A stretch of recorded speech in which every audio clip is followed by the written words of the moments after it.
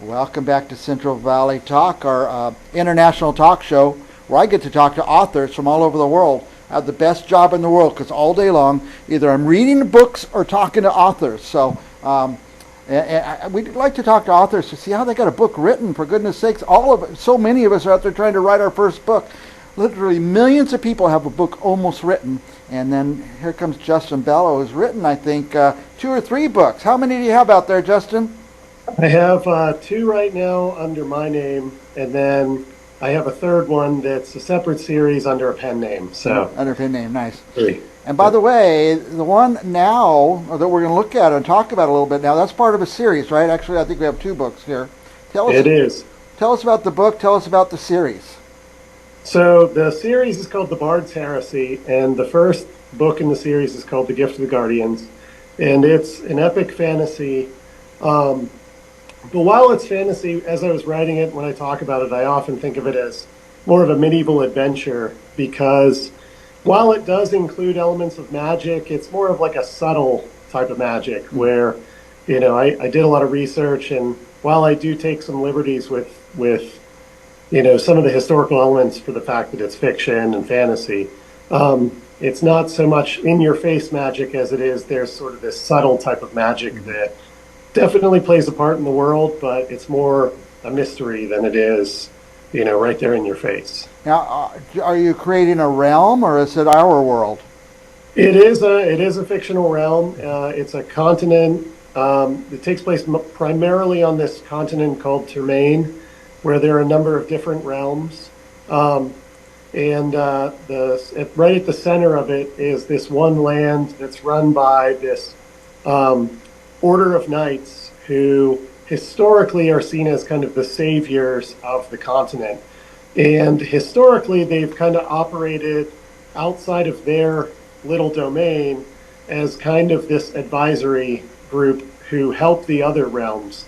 However, as the story begins, there's this new king of the Guardian Order that is coming to power, who is a lot more ambitious than any in the past and is little by little trying to seek domination of the other groups that they previously tried to defend. And the main characters are all people who, little by little, learn more about this conspiracy and then are kind of thrust into this resistance over the domination of the new king. Meanwhile, at the same time, there's also this sort of dark, cabal that exists in the shadows that's tied to the ancient enemy of the order anyway, who are kind of pulling at the strings and stuff. So it's kind of webs upon webs. Yeah, two words I read when I was researching: morally ambiguous. That you create worlds that are morally ambiguous. I thought I'm going to read that because 2 word Yeah, description.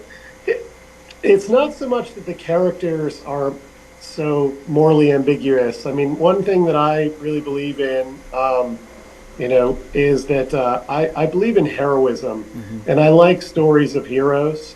Yeah. So the main characters are characters who intend to work for the good and try to create a better world, but they often are confronted with antagonists who might on the surface seem like they're the ones that are working for good, but in reality they're self-interested or they're exploitive, and it's kind of up to the characters to try to work to make that brighter world in the face of that type of evil. So the world is more morally ambiguous, where the characters are all people kind of trying to do the best they can to be good in a world that really doesn't reward that or seem to respect that. Now, are you an English teacher? I am. I think this is 20 years now. I taught high school and now I teach middle school. Middle school.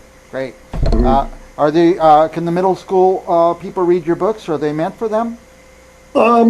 So I wrote the first drafts when I was still teaching high school, and it's funny, it kind of came out of, it was inspired in some ways through some of the work that I did. I wrote the book without a specific audience in mind. It was more, anyone that wanted a good adventure story. And I'd had the idea for since I was in high school. And over time, I just never put as much to paper as I would have liked. And I used to run clubs at the high school um, where I worked. And one of them was a role-playing game club, like kids that played Dungeons and Dragons and things like that. And this one core group of kids, when they were graduating, they enjoyed it so much that one of them asked after we had our last game, they said, have you ever thought about writing a book? And I was like, well, I have this one idea. And they were like, you should do it. You should do it right away. So Nice. that summer was actually the summer that I dove right in, and I think I wrote the first draft in a year, and it was something like 205,000 words. Oh my goodness. I was just really, really inspired. And I'd say it's, as far as age groups, like high school, older high school, probably. There's a lot of terminology in it. I mean, like, I used to teach classics, so there's influence from Beowulf and Sir Gawain the Green Knight and the Canterbury Tales, though I try to make that much more accessible. I'm a big just adventure fan as it is. I'm lover of Tolkien and Yeah. that sort of thing. So all of that kind of gets wrapped up in, I guess my inspiration. So it's all, for anybody who loves a good adventure. Yeah, all ages. Now, are you? Where can people find your books? So primarily on Amazon, though I also am available on barnesandnoble.com. And I know, a lot of anywhere really that books can be ordered, you should be able to find my stuff. Yeah. I think I've seen it on Google Books, but I know that barnesandnoble.com, though primarily I think, like on my website, I link to Amazon, Yeah. and you'll find it on there. Yeah, I was going to ask, what will we find on your website? I have it on the screen, justinbello.com.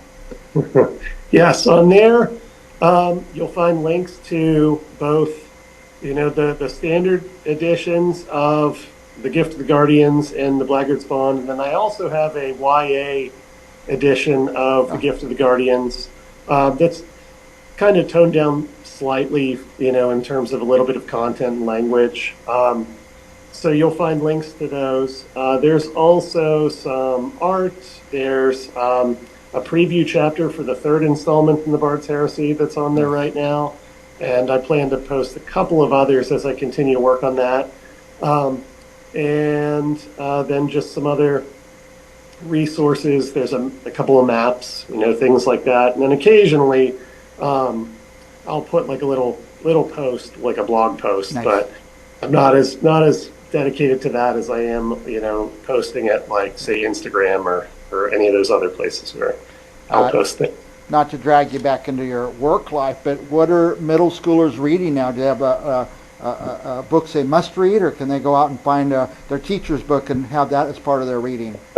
Well, I actually don't really talk about it much with them, just to try to not involve any kind of like conflict of interest or anything like that. I think every so often they find it, they'll like Google search my name and they'll be like, what is this? And it's kind of funny, when they go down these rabbit holes, but they really are into, Percy Jackson is still very popular. Yeah. They recently, a lot of my female students are really into the Caravel series by Stephanie Garber. Yeah. So those are I think two of the big ones. And then I know over the past couple of years, Land of Stories, the Land of Stories series has been big with a lot of them. Yeah. Well, they're reading. That's what I like to hear. Yes. So, yes, that's the important thing. I don't remember reading a single book when I was in middle school or high school. I don't know. I guess we must have had to, but that's great they're reading. Justin, you're kind of inspired me. You're getting a lot of work out there published and stuff. So for our viewers who are watching and trying to finish their first book, what kind of discipline do you have? Or do you have a discipline where you every day at 6 a.m. you start writing or something like that? Well, it's kind of changed over the years. Having kids has made things different. When I first started writing, when I wrote that first draft that summer, it was just me and a big old hound dog. Yeah. And so I would get up and I would write until he would force me to take him for a walk, and then I'd write again. Now, I really try to eke out whatever moment I can. Yeah. When I get up early in the morning, and I'll try to write something there when I'm fresh. Sometimes after the kids go to bed, I'll have a chance right then. My wife is also, Dominique is also a writer and a Oh, big nice. reader. So, we both understand the needs of that craft for each other too. That's So great. very patient. That's great. Uh, we've kind of gone over time. You're just so fascinating, Justin. I want to keep talking to you, but let me give you a chance. Is there anything you want to say that about your books, about your life, about anything in the world? Really, I just, when I wrote the books, I just wrote them thinking, what would I like as a kid? What would I like as a high school kid? What would my Nice. friends like? And I hope that there's other people that they speak to. I just love a good adventure, and I hopefully wrote one that other people can connect with. That's great. And really tried to put myself into the pages, and hopefully that's something people, you know, enjoy. So I don't know. hopefully people will read it and like it, and I don't know if that's all authors I can like. ask for. I don't know if authors like this question or not, but it really sounds like it would be a good movie. Maybe. I mean, I don't know. I love. I always choose the book over the Yeah, me movie. too. So I tell my students I like reading because when you watch a movie made of a book, you're seeing the director's interpretation. Yeah, Someone else's vision, their imagination.